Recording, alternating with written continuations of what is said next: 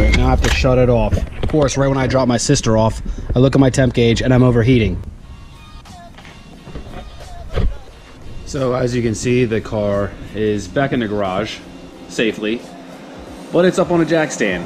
So here's the story. I dropped my sister off, happened to live right around the corner from my grandmother's place that I keep the car at.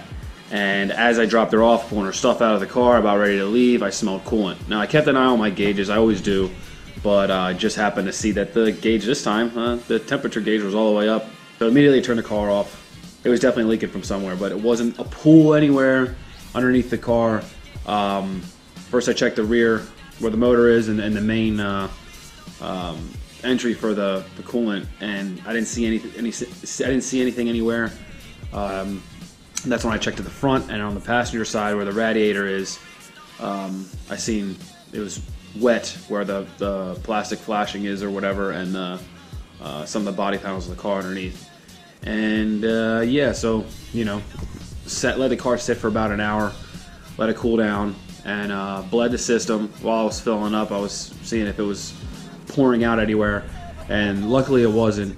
And so let the car run for a little bit. It didn't overheat. I had her follow me just a block and a half to make sure everything was going to be okay, and parked the car and raised it real quick and checked underneath to see if I can pinpoint where the leak was coming from before having the car sit in it, dry up, and me not really knowing where it was coming from.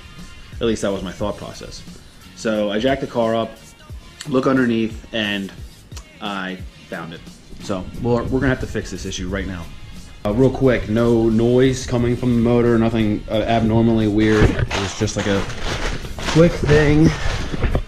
And of course, a lot of things run through my head with the problems that we've had down in Ocean City, Maryland. But anyways, right there's the culprit right there. It's actually still is damp, but inside here, it was leaking. This is the hard line that runs all the way to the back. This was all wet right in here. And right here is where we have the leak. Kind of still see that it's wet, so it's this connection. So I'm gonna rip this apart and see what's going on. Hopefully that's not broken. It kind of looks like maybe there was a crack and they just put a rubber piece there and clamped it. Kind of hoping that's not it, because that whole thing would have to be replaced.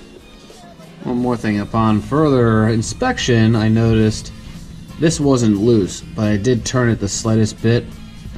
You can see a little bit of a water stain right here, like a coolant stain, and this is still damp right here. I'm hoping this correlates to that, because I really hope this isn't, the radiator isn't cracked, because that'll have to be replaced then. But it's an aluminum issue motor, and I doubt it's broken. I mean, nothing really could have hit it from over, like, behind here. I don't know, but I did turn this the slightest bit amount, and you know what, there was a lot of pressure in the lines probably because I was pushing it when I was coming back from Ocean City, Maryland, so that's why all this had happened, you know. But, you know, that's what happens when you have fun with the car a little bit. You break and you fix it, you have fun with it, repeat. But yeah, I'm gonna open this up and see what's going on here now. Okay, so upon further inspection, I see that this corner is also wet. Now I removed this bolt that's holding the fan shroud in. You have to forgive how rusted out the fan shroud. It's probably time for some slim fans, but in the corner here was really pushed up against the radiator, so I'm kind of hoping there's no pinhole. I'm gonna dry it up with a paper towel and see if I can see a hole. Debating on whether or not to just JB weld that area or have it run and see if anything's leaking out while the pressure builds up. Yeah, we'll just see what happens. I'm gonna dry it up first and then go from there. And real quick, I just realized that yesterday when I bled the system, at the top of this radiator was like a top off hole. So when I had bled it out, it ran down the radiator. So that could be excess from when it ran off out of the top. But either way, I'm gonna take these pliers and bend this up so it's no longer making contact here, because it could rub from vibration and then puncture it. And then I'm gonna fire it up soon and see if I were to see a leak. Alright, so over here I removed this bolt so I can pull this back some more. And on visual inspection on this side and on this side, I don't see a tiny hole or anything like that, but obviously it could really be really small where you can't even see it, and you know, the pressure would push the coolant out. But I'm just gonna go ahead and clean up the other side up real good and fire it up for a little bit and see if anything comes out. And again, I don't think that this is the issue at all. I just think that it's probably some like overfill from when yesterday it happened. But this is definitely an issue. I just want to eliminate every other little possible scenario, and you don't want to. I definitely need to find out sooner rather than later if there's an issue with the radiator. So I fired up the car, but nothing's gonna happen if I don't go for a drive. I don't want to sit the car in the garage idling the entire time, and nothing's really gonna happen anyways unless I get pressure through the line. So I just put this bolt in to put the fan back on the radiator and the other side as well, and bent this part back so it's not making contact with the bottom of it, even though I think it was just the overflow that had just sat there and had gotten that wet. But yeah, this is definitely the problem over here.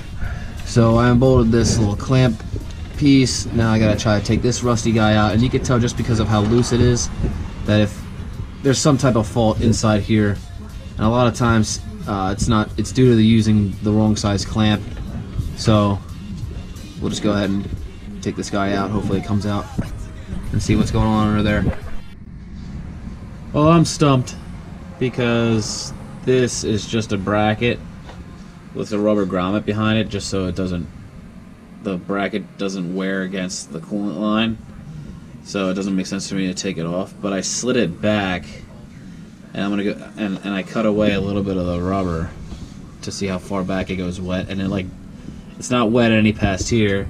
And on the other side of this flashing, it's only wet in like a 3-inch spot, and I don't see any hole or nothing. And I wiped it away, so I'm gonna leave it exposed like that and go for a drive and see if I see anything leak once I'm done. But I doubt that'll even happen. I don't know where to go. I'm thinking that maybe it was just this. It wasn't loose, but it wasn't completely tight. But I mean, where's that gonna spray? So why would that spray straight into here? I don't know. I'm stumped for right now. The good thing about doing this is that being made aware of that. You see that rubber hose, that wide rubber hose that's connected to the radiator with the clamp. That one, it's like a 4-inch piece. There's one on the other side as well, and they're old. They're a little squishy. So I'm gonna go, not today, but eventually I'm going to replace that with a brand new tougher hose. Alright, so I'm stumped. I don't know where it's coming from, but I topped it off, really filled up the lines, and I'm just going to go for a drive and see what happens.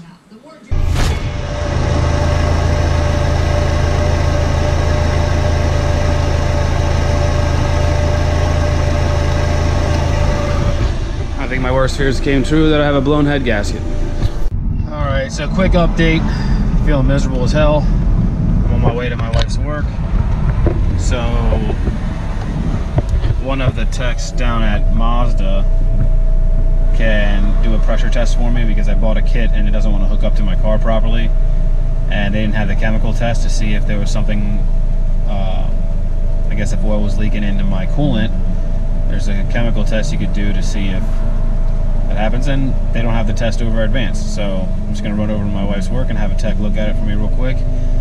And again, I'm hoping it's just a hose, pinhole in a hose that just happened to break loose when I was romping on the car a little bit, but I really hope my head gasket isn't blown. I mean, I'm not billowing out white smoke, so it's not like it's blown. There could be just a hole in it, but the head gasket issue is some money, so it just sucks because with this motor, like, there's so many different places where the coolant lines are, so many different, like, more connections.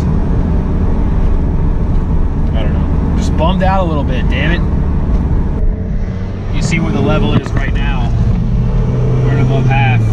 And that's where it usually always is. That level is where it always is. And Normally it's supposed to be like right at half or a little bit below, but this is an aftermarket gauge pod or whatever. It's like aftermarket gauges, so it doesn't read, I mean, it doesn't look like it reads properly, but it is.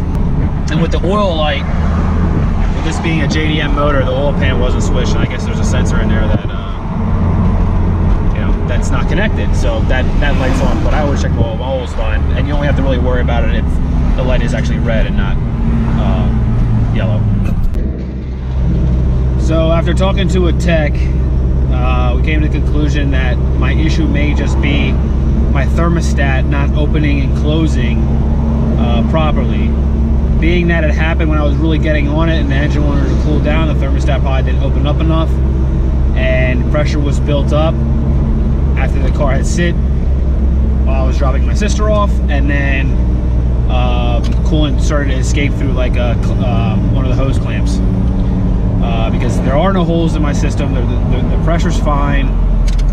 I don't have any milky residue in my oil or smoke coming out of my exhaust, only for a cold start, and the temperature stays the same. I mean, I just had the car running for like an hour and driving it around and everything seems okay. So the next step, thank God, by the way, thank God.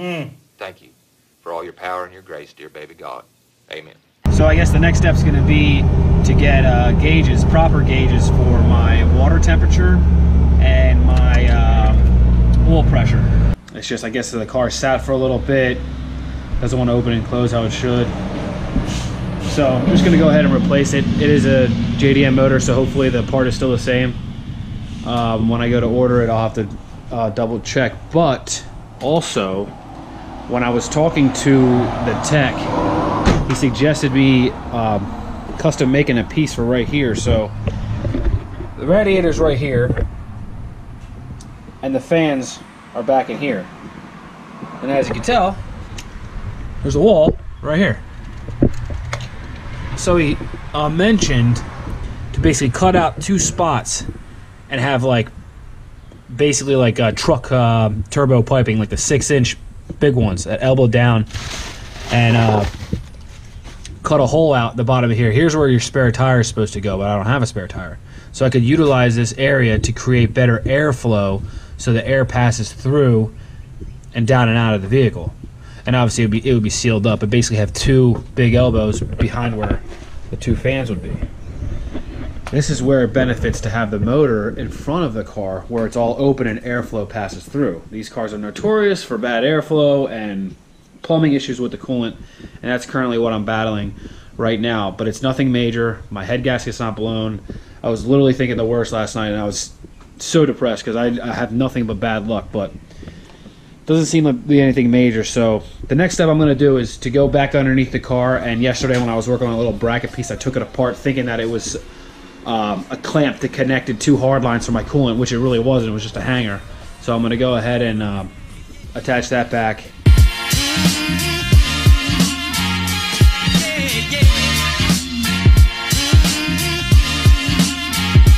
Once again.